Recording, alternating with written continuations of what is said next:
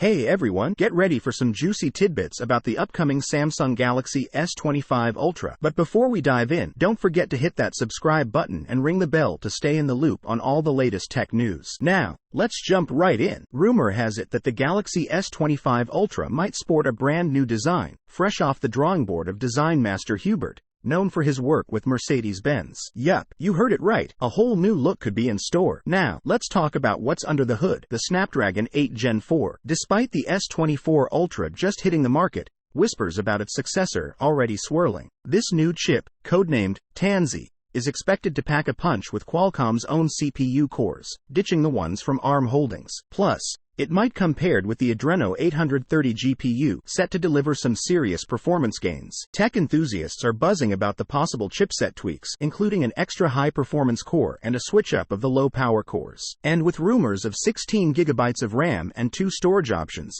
the Galaxy S25 Ultra sounds like a real powerhouse. So, are you excited about the Galaxy S25 Ultra? Share your thoughts in the comments below. And if you enjoyed this update, don't forget to give it a thumbs up and share it with your friends. Thanks for tuning in, and until next time, peace out.